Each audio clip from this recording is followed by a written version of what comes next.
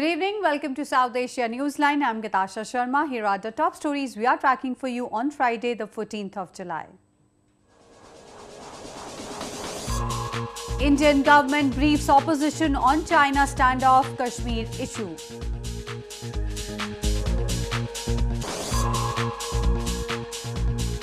Rohingya in Bangladesh camps terrorized by murderers, masked men.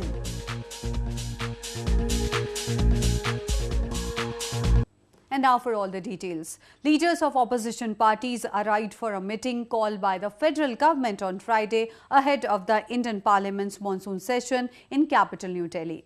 Foreign Minister Sushma Swaraj, Interior Minister Rajnath Singh and other senior leaders were present at the meeting.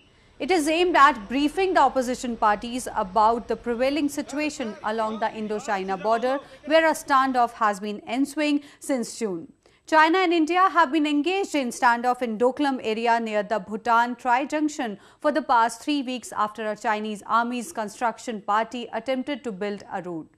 The leaders were also expected to discuss the situation in Kashmir Valley in the light of the killing of 7 Amarnath pilgrims. The meeting is being seen as an exercise by the government to build consensus and present a united front to deal with the twin challenges of China and the unrest in Kashmir.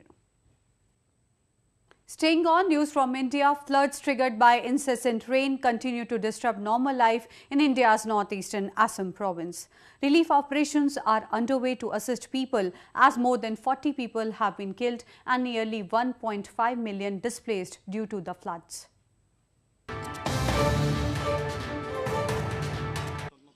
Floods due to incessant rains continue to affect normal life in India's northeastern Assam province. Incessant monsoon rains in the province have forced the burgeoning Brahmaputra river and its tributaries to burst their banks, swamping more than 2,500 villages in Assam over the past 2 weeks.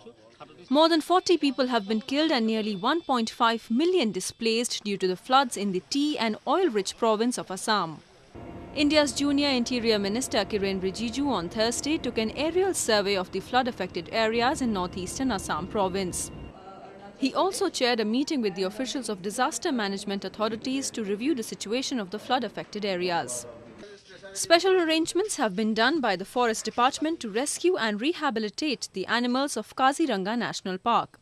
Large parts of the natural habitat have been submerged underwater. Around 26 animals have been rescued and are undergoing treatment. Our staffs are engaged on duty. Additional police force, additional forest force have been deployed. We are also deploying 3 drones in order to monitor the flood situation and also for monitoring the anti-poaching activities. Right now we have had around 25 casualties of animals during the flood season. Flooding is an annual problem during the monsoon season in South Asia, but the impact has been worsened by crumbling civic infrastructure, clogged drains and uncontrolled urban expansion. Moving on to news from Pakistan, 4 policemen were shot dead by bike-borne Islamist gunmen in Pakistan's Quetta city on Thursday. The militant groups, Pakistani Taliban and Islamic State, both have claimed responsibility for the attack.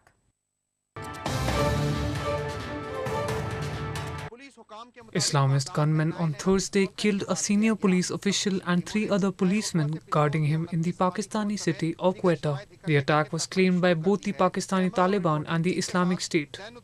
Superintendent of Police Mubarak Shah was en route to his office along with 3 other policemen when 4 gunmen riding on motorcycles attacked his vehicle and opened indiscriminate fire. According to media reports, Shah was the main target of the attackers. A faction of the Pakistani Taliban known as Jamaat-ul-Ahrar carried out the attack, according to the faction spokesperson Asad Mansoor. Islamic State also claimed the attack on its Amaq news agency website. Jamaat-ul-Ahrar and the Islamic State have in the past jointly claimed responsibility for attacks in Pakistan. In news from Bangladesh, murders and knife attacks have added to the misery of the Rohingya refugees staying in camps in Bangladesh. Refugees have reported seeing masked men roaming the dark streets of the camps at night.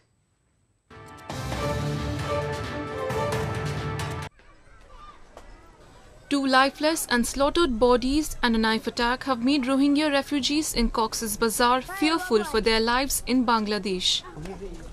They fled persecution in Myanmar and now, in what is supposed to be a safe haven in neighboring Bangladesh, Rohingya Muslims are again feeling insecure. Multiple murders and masked men in the camps of Cox's Bazar have left these refugees terrorized, even young children. To a group of criminals, internal criminals, those people also refugee, Rohingya. They kidnapped 2 guys last 14 June 2017. Authorities say it is the worst violence in the camps so far, but the attackers and their motive is unclear. Aid workers say a fight for stretched supplies may be behind it all, as the number of refugees in camps has spiked since violence escalated in Myanmar last year. There have been arrests in connection with the crimes and police have upped their patrols in the camps. But refugees say they are still afraid, and some even say masked strangers still prowl outside their doors at night. Moving on to news from Afghanistan, the 7 Afghan soldiers selected out of dozens of wounded Afghan military personnel are getting ready to compete in the International Paralympic Styles Invictus Games. The event will be held in Canada in September this year.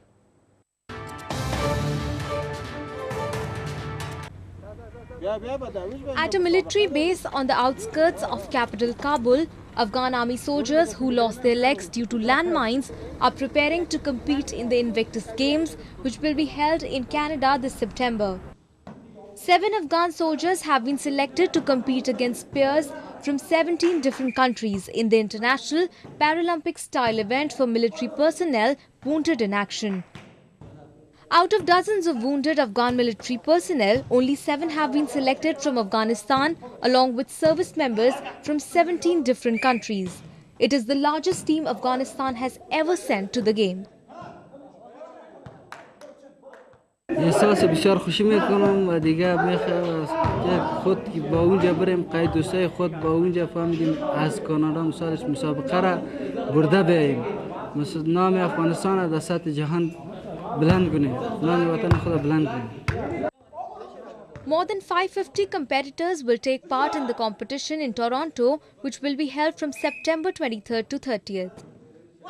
The Invictus Games were created 3 years ago by British Royal Prince Harry, who served 2 deployments in Afghanistan as an officer in the British Army.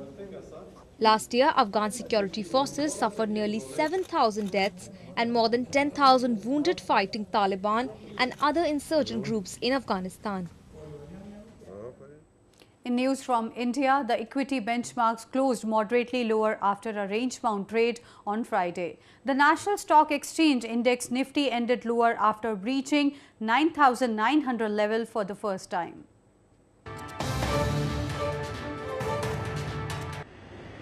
India's benchmark Bombay Stock Exchange Index Sensex on Friday retreated, falling below the 32,000 mark it breached for the first time on Thursday. The National Stock Exchange Index Nifty also plummeted after briefly trading above 9,900 for the first time as investors booked profits following a 4-day winning streak. But both indexes were up around 2% each for the week, their biggest weekly gains since mid-March. The broader NSE Nifty failed to hold the 9,900 level and was down 5.35 points. The benchmark Sensex was 16.63 points lower after touching at record high. Moving on, Indian Army is providing a ray of hope to the underprivileged children in Indian Kashmir with its free open army school. Young children are hopeful of a bright future as they are being taught how to read and write for free.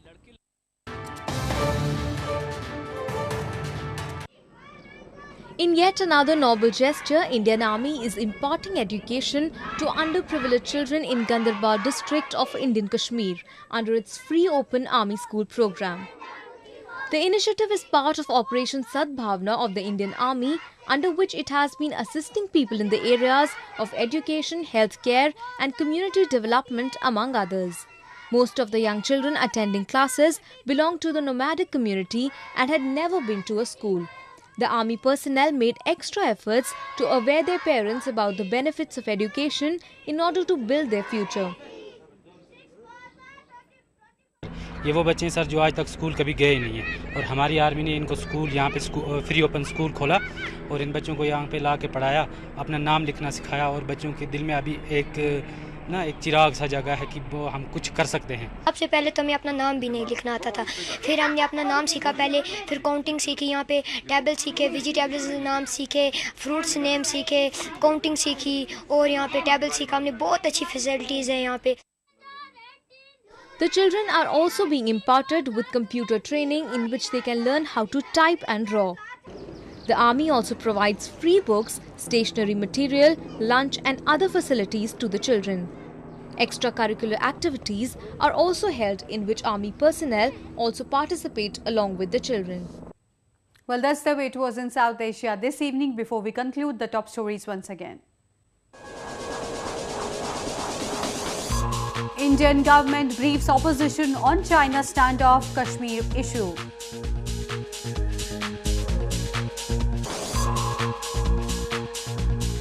Rohingya in Bangladesh camps terrorized by murders, masked men.